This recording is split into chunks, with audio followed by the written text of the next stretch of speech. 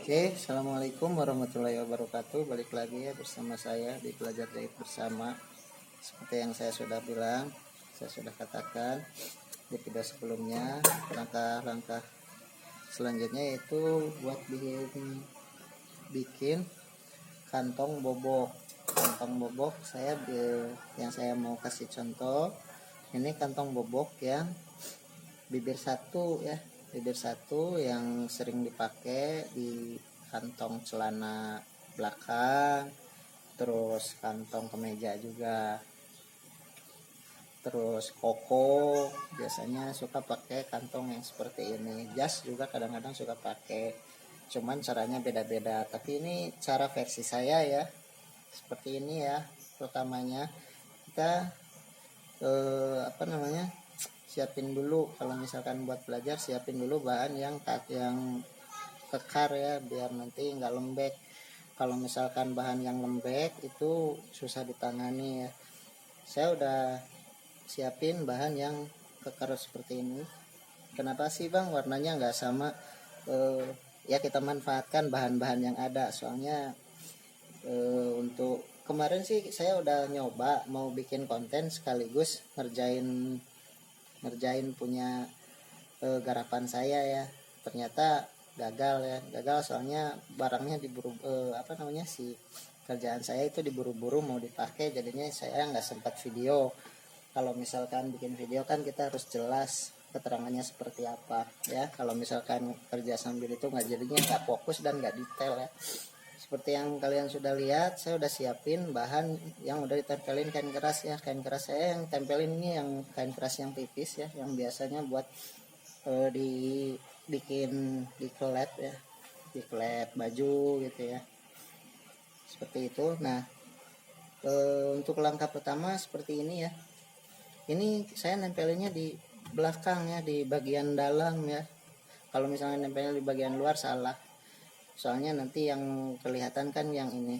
Oke, seperti ini ya awal-awalnya. Pertama-tama kita jahit lurus dulu. Nah ini saya udah kasih garis 2 ya, ini lebarnya sekitar 2 cm. Oh ya, saya kasih tahu kalau misalkan lebar-lebar kantong itu kebanyakan kalau bibir satu itu pakainya yang 2 cm atau sekitar 1,5 cm ya biasanya ya. Tapi ya itu tergantung selera juga. Kalian mau belajar bikin ukuran berapapun terserah kalian ya. Oke, seperti ini. Pertama dimatiin dulu seperti biasa. Kalau misalkan gak dimatiin nanti copot jahitannya. Nah ini dilipat ini biar ketahuan ini garisnya yang lurusnya di sini ya. Tuh. Buat biar tahu pojok jahitannya di mana. Nah, seperti ini kita matiin dulu. Sudah itu kita gunting. Kenapa sih bang harus digunting? Ya harus digunting biar nanti nggak copot-copot gitu ya. Oke, sudah seperti ini ya. Nah seperti ini kita jahit lagi yang ini, yang buat lapisannya.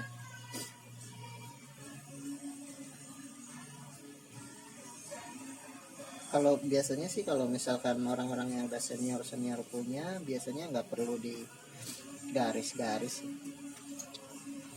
jadinya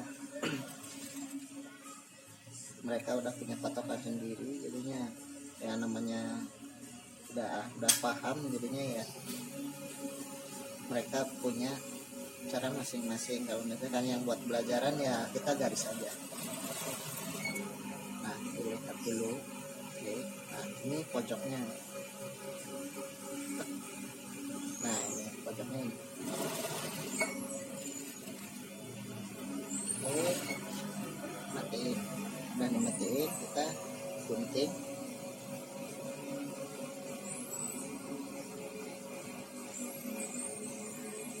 Oke, harusnya pakai gunting yang monyong ya, yang lancip banget di sininya, biar gampang nyekrisnya ya. Kalau misalkan pakai yang pojoknya seperti ini dia agak susah.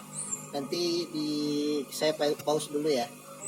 Nah lebih bagus pakai gunting yang ini biar gampang. Nah ini kan lancip tuh, seperti itu ya buat pojoknya. Oh iya, kenapa sih Bang ini nggak satu warna? Ya anggap aja kita kombinasi ya, soalnya kita memanfaatkan bahan-bahan yang ada gitu ya. Untuk lebar mulutnya saya seperti yang saya sudah katakan itu kurang lebih 2 kalau misalkan buat kantong bobok di dada ya, yang buat di baju itu 2 sampai 1,5 ya. Nah seperti ini. Nah sisain kira-kira 1,5 atau 1 cm buat nanti matiinnya. Nah ini mojoknya sampai sini ya, sampai pojok banget ya. Nah jangan sampai kurang, jangan sampai lebih. Kurang nanti dia ada seperti kelihatan kayak seperti ngelipat. Kalau misalkan lebih juga nanti itunya jebol jahitannya ya, sobek-sobek gitu pojokannya. Nah seperti ini sudah digunting, kita balik, kita buang dulu. Oke,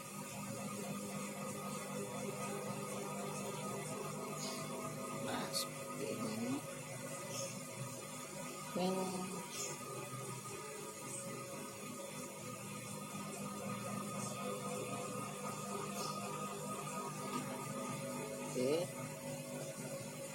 nah seperti ini ya. Set.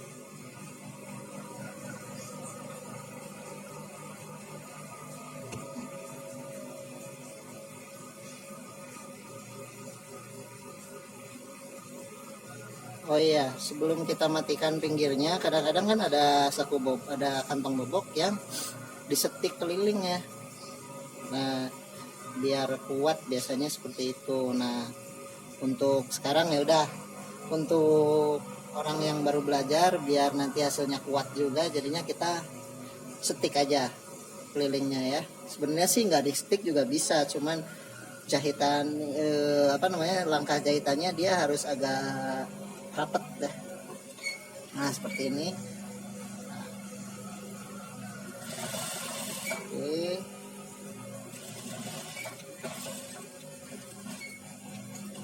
matikan. Oke, kita gunting. Oke,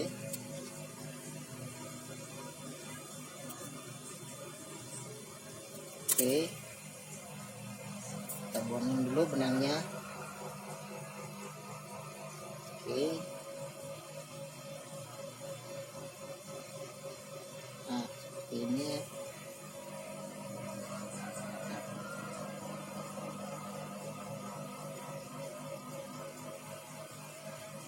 Nah kalau misalkan yang nggak disetik langsung, nggak disetik keliling, biasanya dimatikinnya dari sini. Nah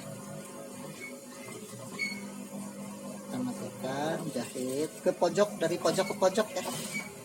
Jadi jangan sampai terlalu ke tengah, nanti hasilnya jelek. Ke pinggir pun nanti hasilnya sobek. Harus pas banget di pojok. Di pojok jahitan yang tadi. Nah seperti ini nih. Tuh. Nah ini pojok. Ini pojok ya. Nanti hasilnya rapat begini tuh. Oke. Satu lagi. Oke.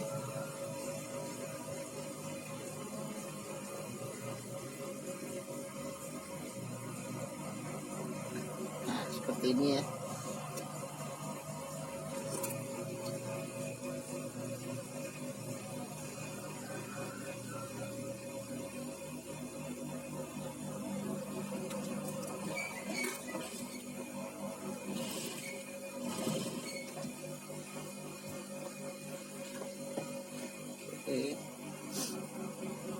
Ini buat yang biasanya kalau mematikan yang tidak dijahit, tidak disetik keliling. Kalau misalkan yang disetik keliling langsung dari sini juga langsung bisa ya.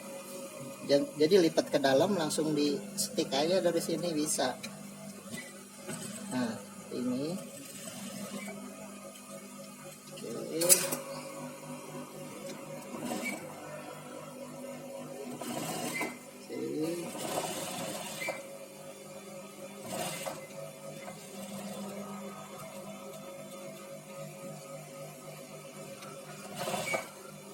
Kita matikan. Oke. Nah seperti ini.